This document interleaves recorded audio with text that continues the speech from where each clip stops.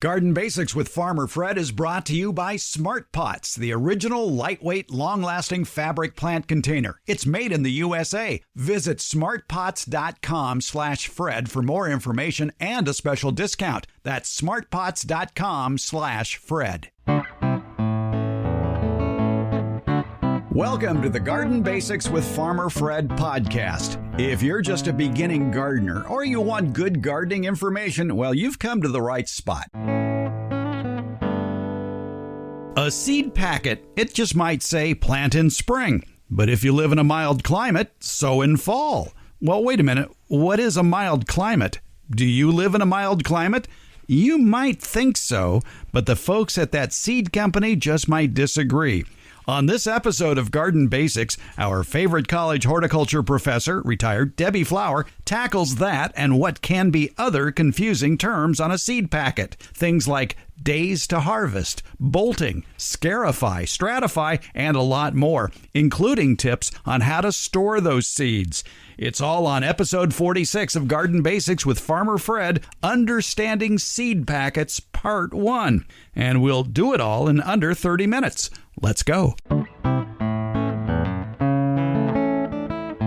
So recently I bought a packet of seeds. It was a packet of nasturtium seeds. It's a flower. It tends to bloom here in the cool season, and it's a great way to attract pollinators and beneficials. Beautiful little ground cover with big flowers. And on the instructions on the back of the packet for sowing the seeds, it says recommended 1 to 2 weeks after your average last frost date, which around here, that would probably be in March or thereabouts. But it says for mild climates, sow in fall for winter bloom. Well, we're in a mild climate, and it always blooms in the cool season here, so I guess we must be in a mild climate. But then I went on the website for this particular seed manufacturer, Botanical Interests, and it had a very different definition for mild climate than what I thought. Their definition for a mild climate says it's those without freezing temperatures, generally USDA zones 10 and warmer. Here in the Sacramento Valley, we are USDA zone 9. And I always thought we were kind of mild, but I guess we're not mild. I guess only the southern tip of Florida and Southern California are considered mild climates. But this is news to me because I've never had a problem growing this during the cool season. And that raises up a whole fleet of questions about what do all these terms on the back of a seed packet really mean. For that, we bring in our official translator, retired college horticulture professor, Debbie Flower. And Debbie, if you look at seed packets, they're full of all sorts of terms that a lot of new gardeners may be totally unfamiliar with. Yeah, there are certainly lots of words. It depends on what company you get the seed from. Some say almost nothing on the packet, and others have practically a novel. I like the novel ones. Yes. So, yes, there's lots of information, lots of words, lots of terminology. Horticulture, like any science or group of sciences, which horticulture really is, has its own language and definitions. So it's good to know what those words mean. And what adds to the confusion, especially for new gardeners, I mean, local nurseries can help you out a lot when it comes to buying plants because your local independent nursery usually only carries outdoor plants for the season when they are meant to be planted in terms of flowers and vegetables. So if it is a quality nursery, if it is a nursery that is tailored to the location, which independent nurseries certainly are, big box stores are not always. Correct. And that brings up one anomaly to that, though, and that is the seed rack at the independent nursery. They may have seeds for any old time of the year in that rack. Yeah, they're stocked by the seed companies, or there's obviously a relationship between the nursery and the seed companies, and they will turn their seeds over when the seasons change, but it doesn't always mean that what's on that rack will grow at that moment. Exactly. I mean, they're usually just going through the rack to take out the expired seed and put in fresh seed, but the varieties that they may be putting in may have very specific time frames for planting. Right. And of course, there are gardeners who like to push the envelope and grow things in their yard that aren't necessarily known to survive in that environment. So they want to cater to those people as well. So there can be some different stuff in the seed rack. Exactly. Well, we're going to try to make this as easy as possible. We are going to go through a glossary of common terms that you might see on a seed packet or in a plant description and give them definitions you can understand. And you could refer back to this episode whenever you have a question, because I think we're going to cover most of the terms that you might see on a seed packet or on a plant. Now, let's start with the letter A. Let's start with annuals. Okay. Maybe we should include all the variances of that. So that would be annuals, biennials, and perennials. Okay. Be my guest. Annual refers to 1 year. If you have your annual checkup at the dentist, you go once a year. So annual is a plant that completes its life in 1 year. But you have to understand what completing its life means. That means it grows from a seed into a plant, it flowers, it has fruit, and produces seed and dies. It's important. The dying part is important for an annual. Many plants we have in the yard can produce flower and fruit and seed, but they don't die. Those would be perennials. Perennials live more than 2 years, and they grow from seed. They typically have a juvenile period, just like humans have a juvenile period, meaning they're unable to make offspring for several years. Fruit trees are notorious for that. You won't get fruit on a fruit tree for 5 years or more in some cases. So that's something breeders work on. They try to shorten that amount of time. But a brand new fruit plant out of the seed will not have fruits on it. Even your tomatoes will not flower and fruit the first day they come out of the seed. They have to go through their juvenile period and become an adult. Once they're an adult, they can flower and fruit. And in the case of a perennial, something that was more than 2 years before it dies, they can produce flower and fruit for many years before that death process occurs. And yes, plants do have a lifespan. They have a time in which they will die eventually. Often environmental things get in the way and kill them before that lifespan is up. But many plants, I'm thinking again of fruit trees, something like 30 years is a lifespan for a producing fruit tree. And that's not unusual. Then there are others like the plants in the Rockies, the trees in the Rockies that live for thousands of years. So perennials live 2 or more years, and they can produce fruit and seed and flowers many years in a row. Then there's the biennial. Bi means 2 in Greek, and ennial refers to the annual part, the year. So a biennial completes its life in 2 years. The first year grows from seed, and it tends to have only leaves, only green parts, leaves and stems, doesn't flower, doesn't fruit. Then the second year, they sort of seem to leap out of the ground. They're much bigger usually than the first year, and they do produce their flower and fruit and seed, and then they die from that. So annuals, 1 year, biennials, 2 years, perennials, more than 2 years. One of my favorite biennials, and that's a rather unusual category of plants, and one of my favorite biennials is the Tower of Jewels, the Echium wild pretty eye, I think is the species on that. Yes. And it truly is. It's just this green little blob that looks like Cousin It from the Addams Family. And then in its second year, it produces literally a tower of jewel-like flowers. And this tower is like 4 or 5 feet tall.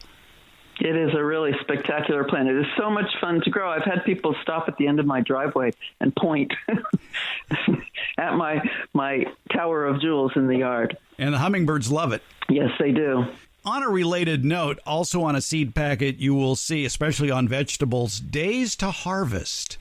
Mm-hmm. And that's usually right next to days to emerge. And emerge refers to how long it takes for that seed to come out of the ground. Days to harvest. Or the plant from the seed. There's a plant inside every seed, a baby plant. And so it's the plant that's coming out of the ground. As opposed to a tomato worm. As opposed to a seed. Yes. All right. And days to harvest, I always find it amazing that they can actually pinpoint that it will take that tomato 60 days from the time you plant it to the time it'll produce fruit. I find that hard to believe. Have you ever checked them on that? No, I never have. That would be a good experiment. I always find that term days to harvest rather vague, because the definition that I've read says the number of days from sowing, meaning planting in the ground, or transplanting until you can harvest fruit from that plant. And so sowing is when the seed goes in the ground. Transplanting is when you take a baby plant, let's say you bought it at the nursery in a little 6-pack or a 4-inch, and you plant that in the ground.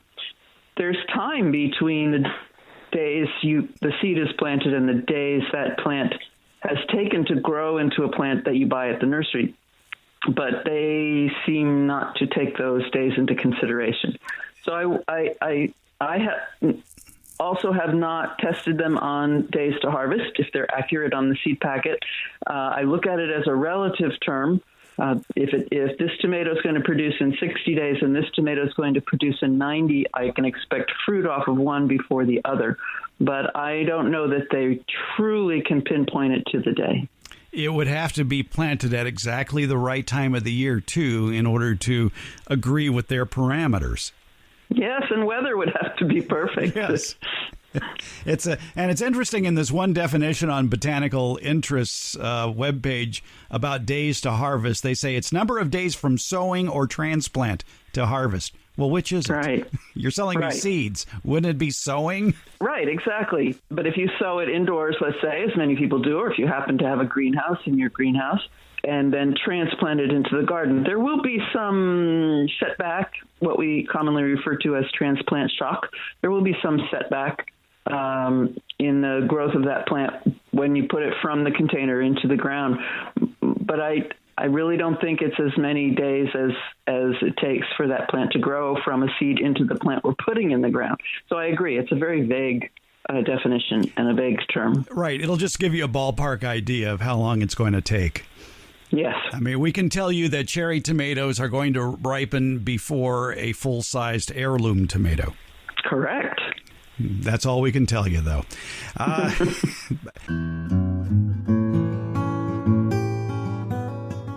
We're glad to have Smart Pots on board supporting the Garden Basics podcast. Smart Pots are the original award-winning fabric planter. They're sold worldwide. Smart Pots are proudly made 100% in the USA. I'm pretty picky about who I allow to advertise on this program. My criteria, though, is pretty simple. It has to be a product I like, a product I use, a product I would buy again. And Smart Pots clicks all those boxes. They're durable, they're reusable. Smart Pots are available at independent garden centers and select Ace and True Value stores nationwide. To find a store near you, visit smartpots.com/Fred. It's Smart Pots, the original award-winning fabric planter. Go to smartpots.com/Fred for more info and that special Farmer Fred discount on your next Smart Pot purchase. Go to smartpots.com/Fred. Now, another term you may come across, especially when planting vegetables, you might see the term bolting on it. Mm-hmm. And in reference to a stage that the plant is going to go through. What is bolting? Bolting is when an edible crop produces flowers. And they refer to the edible crops like the greens, lettuce, spinach, chard, kale, things where we eat the leaves.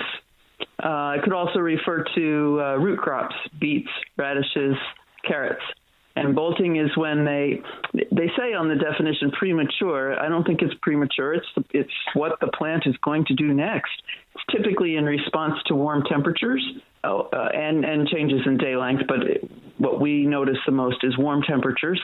And those plants have finished doing their green growth, and now they're going to flower. And so they're just doing what comes naturally to them. But it's a point where the chemistry inside of the plant changes, the hormones inside the plant change, and the cabbage or the lettuce or the spinach or the chard typically then taste bitter. A lot of different chemicals accumulate in the leaves, and they are not as nice to eat, not as tender and sweet. And then often these are annuals, and often they will seed and flower and die. If you stare at a bolted plant long enough, you may notice a lot of insect activity around the flowers. And that's a good thing. And it's one reason to have a big garden to where you can leave the bolted plants in the garden, letting them flower, attracting all sorts of beneficial insects that can help you control the bad bugs. Absolutely. Yes. Yes, those are great flowers for attracting the beneficial insect. It's a great insect control strategy for the vegetable garden. In some seed packets, you might see what are called special germination instructions. It might say to soak the seed in water for 12 to 24 hours, and that darkness can aid germination, so you want to sow at the recommended depth.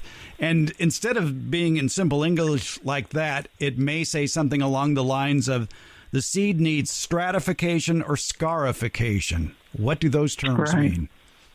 Scarification is the easy one to remember, I think, because it has the word scar in it. And scarification is breaking the seed coat so that the seed can absorb water to grow. So you scar the seed coat. It is not. It maybe sounds more violent than the process really is. Sometimes with, let's say, peas or sweet peas, they'll suggest you soak the seed in warm water for 24 hours before planting. That's a method of scarification, believe it or not. It can take the water can take chemicals out of the seed that prevent it from germinating. Plants don't want their seeds to germinate as soon as they fall off of the plant. Often that's the wrong season for that plant. And if they fell off the plant and grew, they would be growing right next to each other. And so it's become an adaptation for plants to figure out a way to get something to eat them or to attach to an animal's fur or blow in the wind, in some way move away from the parent plant. So seeds of plants typically will not germinate as soon as they come off the plant. That's a bad strategy for the plant's ultimate survival over decades. So they put something in the seed that prevents it from germinating. Sometimes it's the fruit around the outside. Sometimes it's chemicals in the seed coat, which can come out with a water soaking, which is a type of scarification. Sometimes it's a very hard seed, and that needs to be worked on over time, maybe by stomach acid, if an animal were to eat it, maybe by freezing and thawing, which can work on breaking open the seed coat. Or we humans can take things like sandpaper or nail clippers and just rub into the seed coat.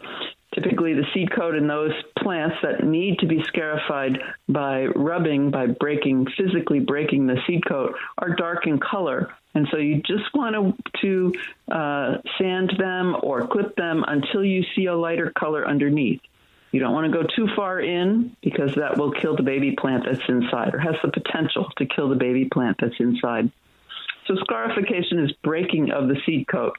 In commercial production, they might use acid to break seed coats. And there are many recipes that you will find if you delve into scarification of seeds, many different recipes listed to break that seed coat of different species of plants.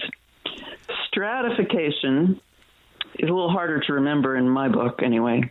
It's giving the plant a moist, cold treatment so that it will be ready to germinate. So another strategy that plants use so that the seed does not germinate at the wrong time of year is to produce their seed with a not quite mature baby plant inside, or a mature baby plant that is in dormancy. Dormancy is a state where the seed will not grow, or the plant part will not grow, even if it's given good growing conditions, moisture, temperature, air, all those things that seeds need or plant parts need to grow. And so what you need to do is mimic the winter. Winter satisfies dormancy. Cold satisfies dormancy. So you want to preserve the seed so it doesn't die, and you want to give it a cold treatment. And so typically the way that's done is to take the seed, put it in a jar or a plastic bag with some sterile media, I like to use peat moss because it's got a very low pH. It's very acidic, which prevents fungus from growing. But I've seen people use other things like sand or perlite. The advantage of those is that you can often see the seed. Brown seeds kind of disappear in peat moss, but they're visible in perlite and sand. And a little bit of moisture, just like a wrung out sponge. You don't want to see puddles of water in the jar or bag. You just want the whole thing to be moist. And you put it in a cold place. A refrigerator works as a cold place. And leave it there for, if the seed packet doesn't say, I would say leave it there for 6 weeks. Or leave it there until you see roots begin to grow, which is the first thing that comes out of a seed. This is done with acorns. It's a nice one to do it with because they're nice and big, and you can check them periodically and see if the root tip has come out of that seed. And if it has, then you have to very gently plant them. I say gently because that root tip will be very brittle. If the 6 weeks has gone by and the roots have not shown and the media is still moist, then I would plant some of them, half of them maybe. They probably will germinate anyway. I would give the other half a couple of more weeks of that moist chilling treatment. It's important they stay moist, and so you can check your bag or jar periodically to make sure the media is moist, not wet, just moist. Then plant those others. I've done it many times with many different kinds of seeds. The cold treatment really helps that plant complete its dormancy and grow. But I would imagine one should not store seeds in the refrigerator. One can store seeds in the refrigerator if they're dry and in their seed packets. But you wouldn't want to store seeds in the refrigerator in a moist condition. Once a seed gets wet, then it can start to grow. And if it dries out after it starts to grow, it is dead. If you did want to store your seeds in the refrigerator, then they should be in their original packet. And then I would think maybe include a silica packet somewhere in the bag where you've got your seed packages, and then keep it in like the vegetable crisper. The location, I think, is pretty irrelevant. However, the back of the refrigerator stays more evenly cool. Cool is fine. It's the dryness that the refrigerator provides. Refrigerators these days, I remember defrosting refrigerators and defrosting freezers, but we don't have to do that anymore because they dry themselves out. They don't build up moisture and ice inside of the refrigerator like they used to. So it's a very dry environment. So the cool, dry environment is what allows the seed to last a long time. So I put my seeds in a plastic bag that I seal. Plastic bags are not impermeable to air, so they won't, kill the seed from suffocation if that's a thing. And I've seen jars suggested like canning jars, and you put the lid on, and they're in their original seed packet, and they're in the refrigerator. But any part of the refrigerator is fine. The crisper drawer is where I put seeds that I am stratifying. Of course, we have just scratched the surface of planting glossary terms. We'll probably revisit this again with more glossary terms, but I think we've learned a lot in our little diatribes here, trying to explain seed packets, and I hope it helps out people. Me too. Have fun. Seeds are so much fun. Yeah, and once you get bit by the bug, you'll never go back. That's true. Yes. All right. It's Debbie Flower. Thanks for a few minutes of your time, Debbie. Always a pleasure, Fred. Thank you.